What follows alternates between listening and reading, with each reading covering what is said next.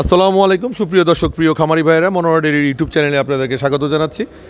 আজকে আপনাদের সামনে আমরা এডিএলের যে 9939 বুল, এই বুলের যে বীজ 100% বীজে এর মাকে দেওয়া হয়েছিল এবং সে একটি ক্রস ব্রাহ্মা হিসাবে জন্মগ্রহণ করে এবং আমরা এটাকে তার যে মালিক তার কাছ থেকে সংগ্রহ করেছিলাম।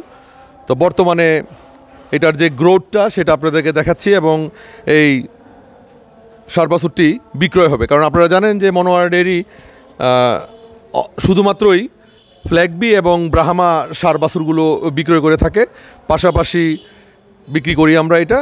আর মূলত আমরা জার্সি, ফ্রিজিয়ান এবং ফ্ল্যাগবি, বকনা, গাভী বিক্রয় করে থাকি।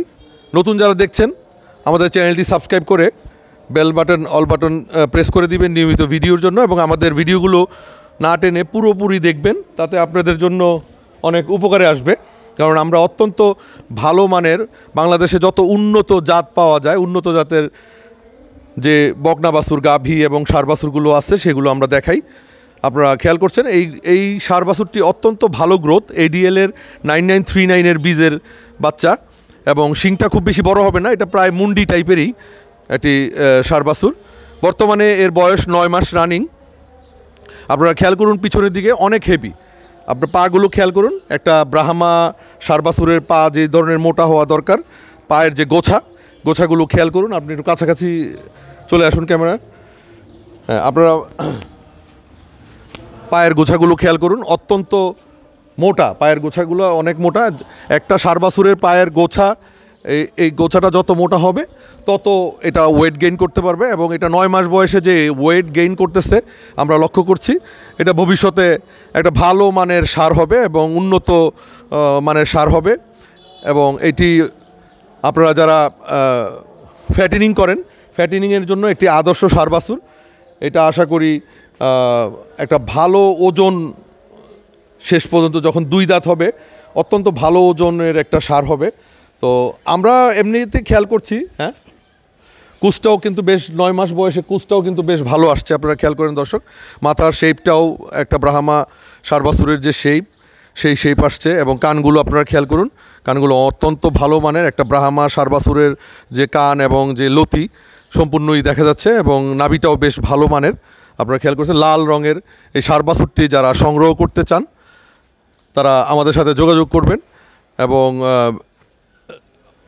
আপনারা অবশ্যই বিশ্বাস করতে পারেন যে এটা প্রতিদিনই প্রায় 1 কেজির মতো ওজন বাড়তেছে, 700-800 এই ধরনের। আমরা প্রচুর পরিমাণে ঘাস দিতে পারতেছি না, আমরা সাইলেজ দিচ্ছি অল্প পরিমাণে, কারণ এই শহরের মধ্যে, এটা আমাদের খামারটা হচ্ছে উত্তরখান ঢাকায়, শহরের মধ্যে বেশি পরিমাণ সাইলেজ দেওয়া বা ঘাস দেওয়া সম্ভব হয় না, এবং এই জন্যই এটার গ্রোথটা আর একটু ভালো পাওয়ার কথা। সেই ক্ষেত্রে আমরা অত ভালো পাচ্ছি না শুধুমাত্র ঘাসের অভাবের কারণে। দানাদার এবং সামান্য পরিমাণ সাইলেজ দিয়ে আমরা এই ষাঁড় বাছুরটির লালন পালন করছি, এবং এটা অত্যন্ত উঁচু একটা ষাঁড় বাছুর হবে, এবং লম্বায়ও বেশ ভালো হবে, হাইটও ভালো হবে, এবং এদিক দিয়ে উইথও ভালো হবে। এবং বর্তমানের যে ওজনটাও বেশ ভালো পরিমাণ। আপনারা যারা সংগ্রহ করতে চান আমাদের খামারে এসে দেখে শুনে বুঝে, আপনারা দেখুন লতিটা কিন্তু একটা রশি দিয়ে বাঁধা এখানে, কারণ এটাকে যদি রশি বেশি বড় করা যায় তাহলে ছুটে গেলে অন্য খাবার খেয়ে ফেলবে, একটা অ্যাক্সিডেন্ট ঘটবে। সেই জন্য আমরা এখানে রশিটা অনেক ছোট করে দিয়েছি, কিন্তু লতি কিন্তু অনেক বড়, অনেক নিচের দিকে ঝুলে আছে লতি। আপনারা খেয়াল করুন দর্শক, এখানে রশির কারণে এটা উপরে উঠে আসছে, কিন্তু লতির স্ট্যান্ডার্ডটা কিন্তু অনেক ভালো।